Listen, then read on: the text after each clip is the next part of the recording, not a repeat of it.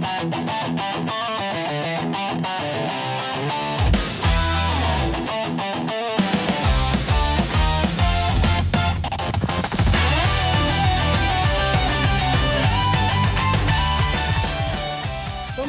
you have to take a step back and say to yourself, boy, I gotta thank my parents for a lot of things. A roof over your head, food, clothing, education, birth. But sometimes you have to go deeper than that.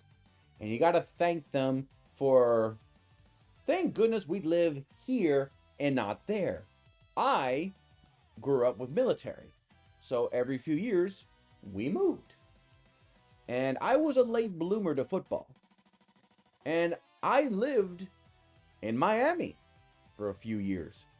And I started getting into football with Miami. But then I moved to Providence, Rhode Island, and I became a Celtics fan. Yes, basketball is me. And then we moved to Tampa. And then I met Warren Sapp. And then I met Rondé Barber.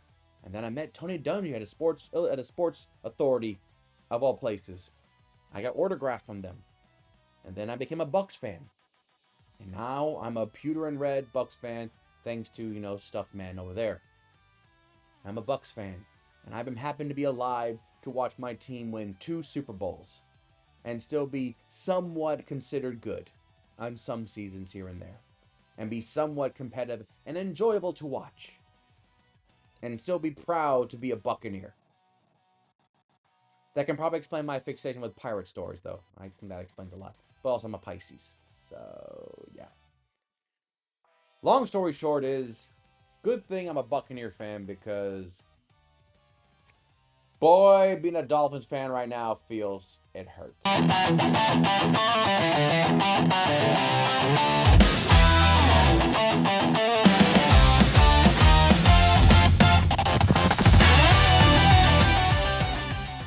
Now, Miami was a team that, like I said, I'm not a big fan of their logo. I like the original logo with the helmet and the darker colors. I get it, but it's the Dolphin team, and since I'm not really a fan about it, I don't have to worry about it, but I don't like the fadiness. But that's something that the Tennessee Titans are doing with going back to like a retro style, and quite frankly, I don't care. I don't care. But Tua is gone. The tank for Tua saga ended with more disappointments. Tyreek Hill is gone. Waddle got traded. And all I can say is, what have we learned? I think the biggest thing we can say is that what we learned is, well, we cannot tank for a quarterback. 2, we have to not get rid of good coaches. 3, we have to be better. And that's just in general. We just have to be better. Miami is a team that, believe it or not, have made the playoffs a few times. Haven't done anything with it, but they have at least gone to the playoffs. We should be thankful. We should be there. Yeah. But they have not been anywhere remotely competitive as their other foes, especially now that the Patriots somehow returned to threatening. And the AFC has just gotten more competitive with people like Denver showing up and Jacksonville stepping up, to the point that Miami is slowly becoming the 3rd worst team of the Florida Keys. Not a high mark, to be honest with you. But they have. When the Bucks win a Super Bowl recently and the Jaguars won the division and hosting playoff games in Miami, you're just happy to get the 7th seed, because right now, until you show something, it's Buffaloes to lose and Patriots to swindle away. So, wild card is in your future, Miami. I hate to say that, but it is. And honestly, one sad note I'll admit, I was a fan of Jay Fiedler. I know that's not saying much, but I was a fan of his. But with everything happening, there was still hope that things will work out. So, but not so much I was worried about the Patriots. I was just thinking that the Bills would take care of it, and Miami, you will somehow stub your toe out of the playoffs. But 9-8 was my ceiling for you guys. But if things went really bad, and I mean mainly injury-wise, 6-11. Kiss the season goodbye, and basically anybody that's not tied down is expendable. From star acquisitions, big draft picks, big money, and coaching staff, pack your bags and get out of Miami. Kind of like a mafia drug movie that I probably would watch. But he went 7-10. And you did not start the season very promising. 1-6. 1-6 is not a good start for any season, but 1-6 does not scream like, good, I don't have to worry about changing my plans for the holiday season since the Dolphins won't be relevant by then. But then for whatever reason, you guys says, oh, I forgot. We can play. We can play. And then you went on a win streak. And then you started beating teams you shouldn't beat. You start finding ways to win. And I'm sitting there going like, what are you doing? And then you said, oh yeah, forgot. We're losers. Actually, I don't think you did. I think there were times where it's like you got hiccups and you tried so hard to get rid of the hiccups. You drank water, you hold your breath, and you guys says, I can't get rid of the hiccups. And then you go play a game with the hiccups, and you're like, we won, but the hiccups still there. We lost, the hiccups are still there. And I feel that's what the Dolphins season was. It was a bunch of hiccups you just couldn't get rid of.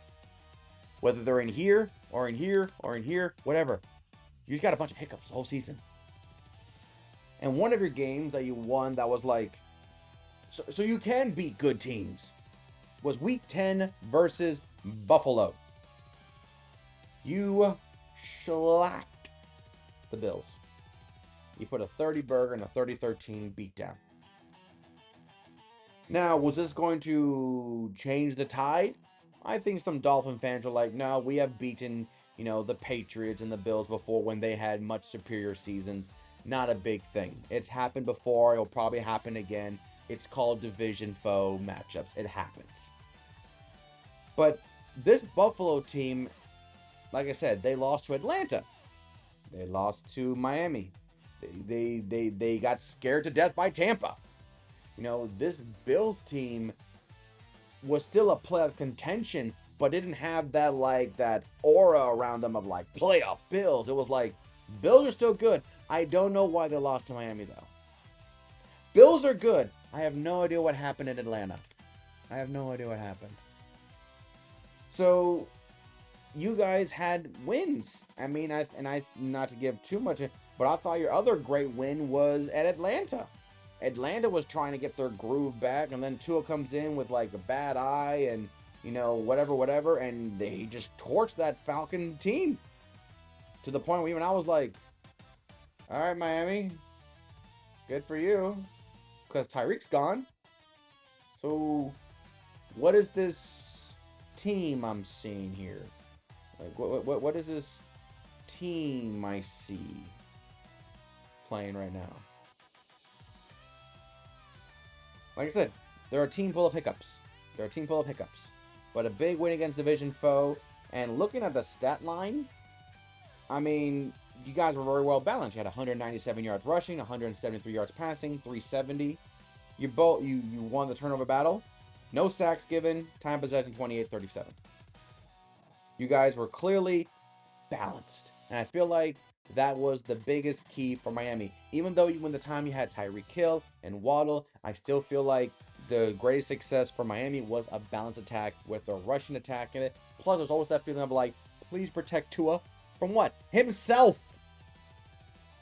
Now he's in Atlanta. Atlanta, same story. Protect him from himself. That was your best game. It was week 10. You guys still had 8 losses, but you never know. You can see what happens, but sure, hope. Your worst game, and I think it was a worst game, but maybe an eye-opening for others. Week 5 versus Carolina. Now, you're probably thinking, it's week 5, so early in the year. And they're like, yeah, and Carolina won the division, barely. This win probably helped them. But if the Miami would have beaten Carolina, it would have helped Tampa. Now, I'm not saying the reason why it's the worst game because it helped Carolina and fucked over Tampa. No, no, no, no, no. We fucked over ourselves. Is the fact that you were on the road very early in the year. You guys were still trying to figure out your way. You were winless on the road. You come in with a 1-3 record, a chance to probably get into a winning groove. You had a 17-0 lead on the road against a Carolina team that at this time, we wouldn't even know how good they even were. And when you have a 3-score lead and you blow it and you lose, that hurts. That hurts a lot. And then when Carolina came all the way back to have a 20-17 point lead in the fourth, you said, oh, we got people like Waddle. And he threw a 46-yard touchdown pass to him, and you claimed the lead with under 5 minutes left. And I was thinking, and that is that. Miami will come back, get the win, shake off the sweat off their forehead, and be like, ooh, we got the win. It's good. Then Carolina drove down and won the game. Hiccups. That win would eventually probably help Carolina to win the division. But Miami, you're on the road. 3-score lead. What happened? Hiccups, I say.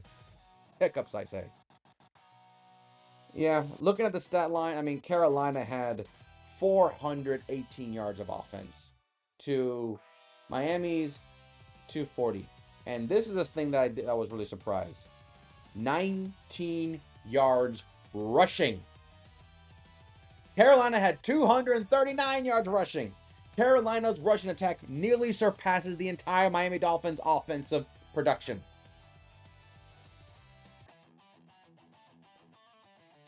Tua had 3 touchdowns and no turnovers.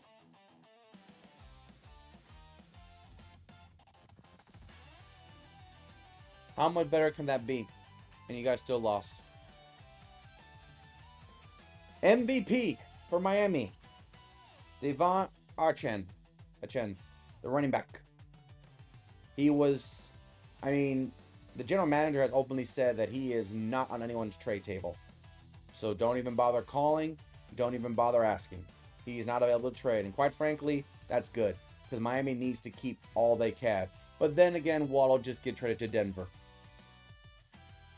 So that messed up my Denver video that I did earlier in this whole process.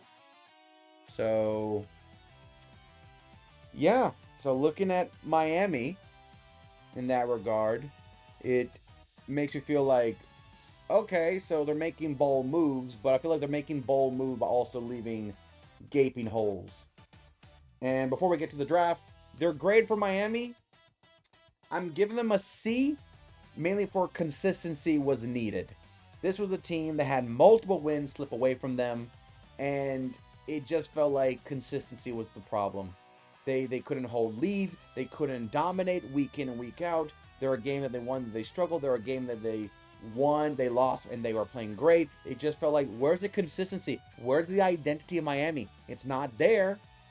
And we're as far south as we can get in the NFL. So, to me, see that for of a need of consistency and identity.